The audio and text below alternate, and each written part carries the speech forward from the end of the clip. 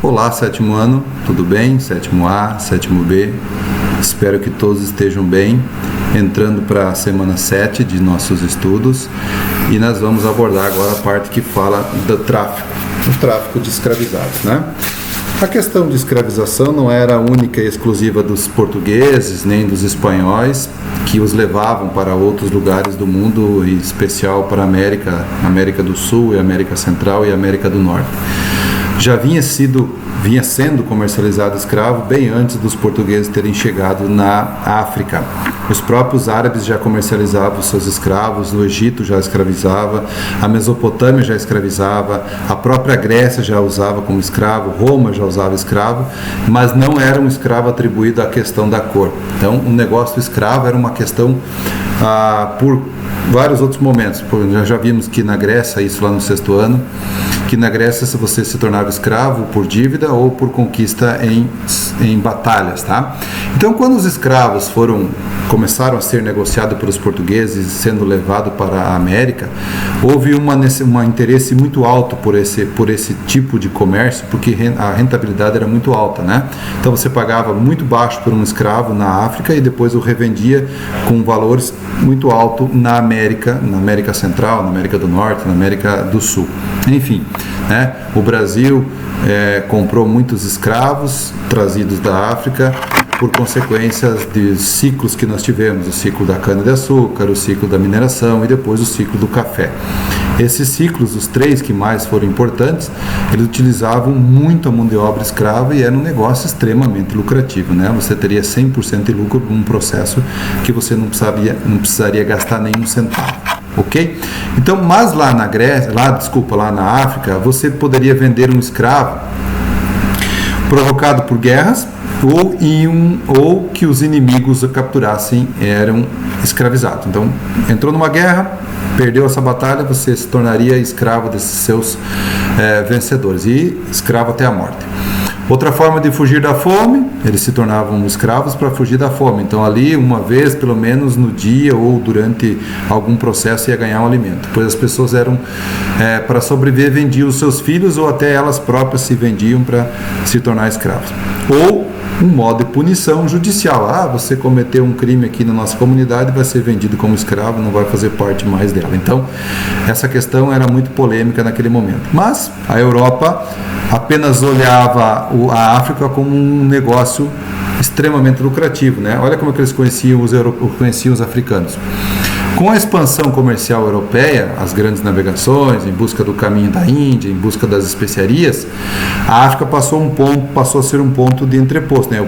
Parada obrigatória para trocar informações, eu já comentei essa história com vocês, para fazer um conserto de um mastro, uma vela, enfim, nesse lugar eles paravam e acabaram fazendo essas amizades.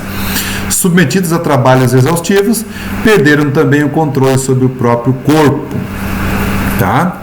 Os traficantes europeus se aliaram a grupos de africanos que, por sua vez, passaram a capturar nativos para comercializá-los. Então, gente, o português ele não entrou dentro da África e foi capturar os escravos. Ele estava no porto, ele apenas indicava: eu quero tantos escravos na praia para mim comprar. Quanto que você tem? No momento eu só tenho 50, 60, 70, sei lá. Mas eu preciso de 300. Então os caras iam até as outras tribos inimigas e as capturavam. Então era um negócio extremamente lucrativo para quem capturava. Então era negros ou africanos capturando africanos. É como se eu estivesse no Brasil agora e os próprios índios, capturavam as tribos dos carijós, dos tupiniquins, dos tuminambás, dos caetés. Eles faziam essas capturas e traziam na praia e vendiam para os portugueses. Tá? E os portugueses abarrotavam os navios, enfiavam 50, 60, 200, 300 escravos ou negros acorrentados uns aos outros. No começo até não eram acorrentados porque não entendiam como é que era o processo, e aí perceberam que alguns fugiam, né, pulavam no mar para tentar voltar nadando e acabavam talvez tendo essa sorte, mas a maioria não tinha essa sorte. Então resolveram acorrentar todos, né? Eu já contei essa história também, que muitas vezes eles mentiam ou fingiam que estavam mortos, né, para serem jogados no mar, enfim, e aí as pessoas, os donos dos navios deixavam lá uma semana dentro do porão essa pessoa até se comprovar que estava realmente morto, estava lá apodrecendo já, mas aí sim, aí então, está apodrecendo, então pode jogar, realmente morreu. Do contrário, eles podiam enganar os portugueses e tentar fazer uma falsa morte, ok? Os traficantes europeus se aliavam então a grupos africanos e os africanos eram trocados por produtos das colônias. O que eles trocavam? É o tabaco, o aguardente, o açúcar. Nós vamos conhecer como o triângulo, comércio de triângulo, tá? Triângulo comercial ou comércio de triângulo marítimo, porque trazia uma coisa da colônia, trocava por um determinado produto e levava para outra colônia e trocava por outro produto. Então eles faziam esse triângulo de mercadorias. Então o escravo, ele vinha para o Brasil, vinha para a América, trocado por tabaco, fumo, a cachaça e o açúcar, que era produzido onde? No Brasil. O tabaco era produzido também no Brasil, mas bem no comecinho, depois ele foi mais específico lá nos Estados Unidos, a parte da colônia do norte, né? Das colônias dos Estados Unidos. Depois passou a ser produção de algodão, mas enfim, o tabaco era uma forma de você trocar escravo. Agora, a quantia, isso era negociado no momento, tá? O holandês William Basman trabalhou na região da Costa do Marfim, na África, e no texto a seguir relata as condições dos africanos capturados e vendidos para serem escravizados. Então sempre teve alguém que esteve nesse processo todo e relatou tudo isso e contou para as futuras gerações. É o que a gente vai ler agora num trecho do livro dele. Quando os escravos chegam a Uidá, metem-se todos juntos numa prisão e, quando queremos comprá-los, levam-nos para uma grande praça, onde, após os despirem, sem distinção de sexo, eles são inspecionados por menor pelos nossos cirurgiões. Põe-se de lado os que estiverem em bom estado, e aqueles que faltam qualquer coisa são colocados junto dos impotentes, que aqui se chamam macrons, como, por exemplo, os que têm mais de 35 anos, os que apresentarem braços e pernas estrupiados, com defeito, quebrado ou cortado, aqueles que faltam algum dente, os que têm catarata, que não enxerga direito, está lá meio caolho, meio vesgo, né? E uma doença vergonhosa, que seja lá nas partes íntimas, tá? Em seguida, os escravos são novamente metidos na prisão onde vivem, à nossa custa. Podem alimentar-se um escravo 2 vezes por dia, mas só a pão e água. Então, aquela questão que eu falei, que se submeter a serem escravos é para sobreviver, porque aqui pelo menos vai ganhar pão e água. Assim, para evitar a despesa, enviamos-los para os navios logo que podemos. Antes disso, os donos tiram-lhes tudo o que possuem e entram completamente nus nos navios e permanecem assim até chegar no seu destino final, tá? E mesmo que os donos dos navios tenham compaixão suficiente para lhes dar roupa para cobrirem aquilo que o pudor não permite que onde a mostra. Um navio chega a transportar 600 ou 700 de uma só vez. Professor, morria gente? Morria muita gente. Pô, cara, um navio em alto mar, calor escaldante, não tinha ventilação muito apropriada, não tinha janela para entrar a maresia do ar ou refrescante do ar, né? Então ali estavam enclausurados dentro de um ambiente fechado, acorrentados, sem muita mobilidade, sem muita movimentação. Morria, a mortalidade ela existia, mas mesmo assim o lucro era extremamente alto em relação a esses, por isso que eles se arriscavam. Então, morreu 100, morreu 150, tá? Vamos imaginar que seja isso. Então, mesmo assim, o lucro era muito grande. Por quê? Então, o que eles faziam? Eles colocavam bastante para morrer e mesmo assim ter um lucro. Chegava no Brasil, chegava na América. Então, aqui está mostrando nesse desenho, está muito compadecente com essa situação. Eles não eram tratados tão bem assim, não. Tá? Perceba que estão acorrentados, né? Tem crianças nesse processo todo, tem mulheres grávidas que foram capturadas também. Aqui está mostrando recebendo alimento, né? Aqui perceba que há um corpo sendo retirado, porque, né, provavelmente não conseguiu, não resistiu ao exaustivo. E uma vez chegando no seu destino, eles eram novamente colocados em prisões e depois eram expostos para serem vendidos e comprados pelas pessoas que necessitavam. Eu quero 10 escravos, quero 5 escravos. Era assim que se negociava essa questão. Então o escravo era extremamente lucrativo para quem o vendia. Segundo o estudioso francês, a segunda estudiosa francesa, Denise Paulman, a presença europeia na África afetou a dinâmica de afetou a dinâmica e número de povos e transformou um continente rico em um território empobrecido e dependente. Hoje, se a gente olhar a África, ela tem vários problemas, né? Uma grande culpa é dessa herança que foi a forma de colonização que aconteceu na África, quando foi pelos portugueses pelas primeiras vezes, e depois pela neocolonização pelos europeus novamente, mas aí você vai ter em busca de recursos minerais, como carvão, como o minério de ferro, como mercado consumidor, enfim, aí vai ser já lá no século XVIII para o século XIX.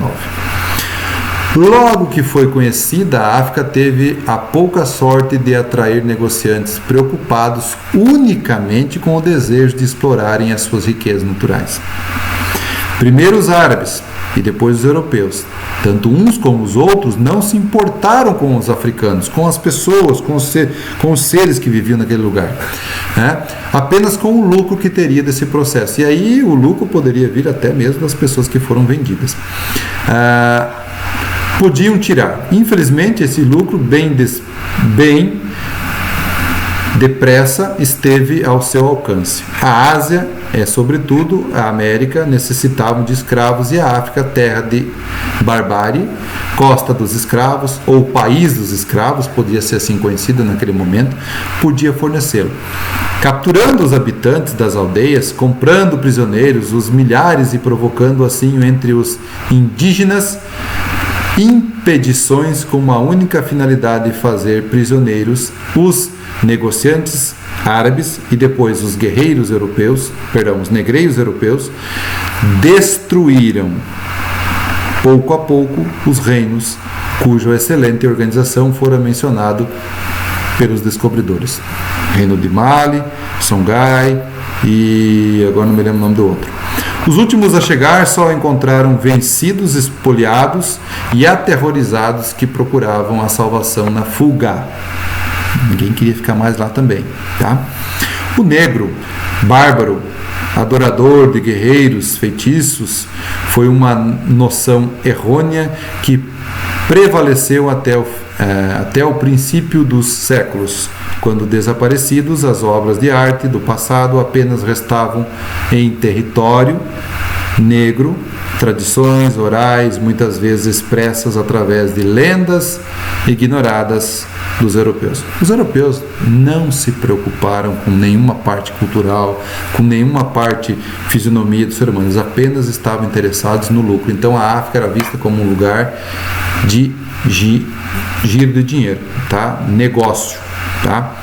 Diferente do que talvez seja hoje, né? Hoje a África tem várias outras opções de poder conhecer a África em si, né? Mas ela tem problemas sérios e que vai demorar muito para se resolver, que é a questão de organização, de pobreza, de doenças, enfim, tem uma série de coisas. Tem coisas boas? Claro que tem, mas ultimamente está bem complicado para os africanos.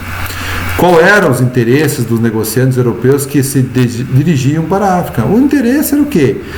Esses negócios queriam comercializar riquezas naturais africanas como metais preciosos, ouro, pedras preciosas e diamantes. Então esse era o interesse. Interesse em negociar riquezas naturais. E aí você vai colocar o ouro, pedras preciosas, diamantes e, enfim, o sal e o marfim. que denominação os europeus utilizavam para a África. Então, terra da barbárie, costa dos escravos, país escravo, pode colocar isso aí, tá? Por quê? Porque era lá que eles forneciam os escravos, era de lá que tiravam seus lucros, enfim, era de lá que saía toda a riqueza dos europeus. Como era a escravidão para o continente? Como era a escravidão no continente africano antes da chegada dos europeus? E de que forma eles interferiam nesse costume africano? Então, a escravidão era por vários motivos, tá? Desde endividamento até a derrota em batalha, tá? Isso era uma forma de você se tornar escravo naquele momento, tá? A interferência dos europeus acirrou a rivalidade existente entre os grupos africanos. Ele só incentivou para que mais pessoas pudessem capturar outros e trazer para ser vendido para os africanos. Ele só aumentou essa rivalidade, essa busca incessante pelo escravo, pelo lucro também, né?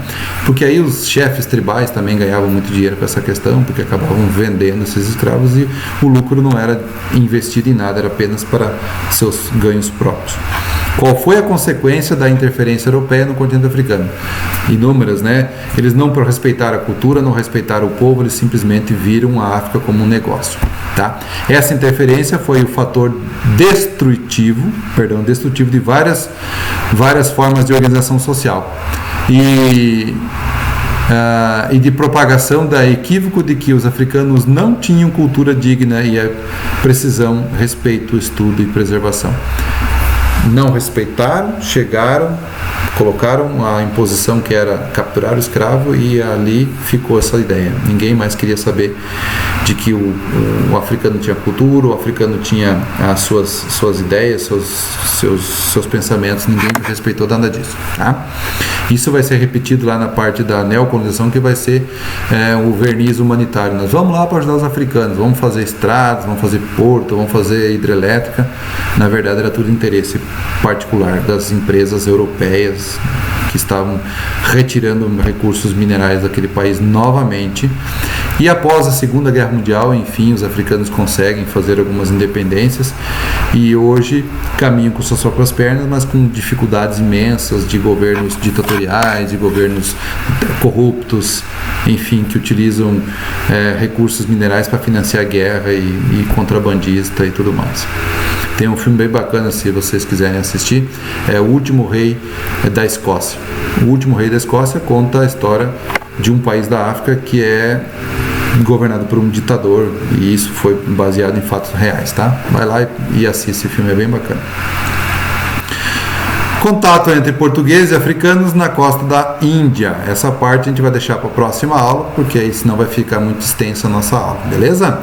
Um abraço a todos e daqui a pouco vocês vão estar recebendo segunda-feira ou no mais tardar terça, para você já ir fazendo a trilha desse capítulo aí, tá? Beleza? Muito obrigado.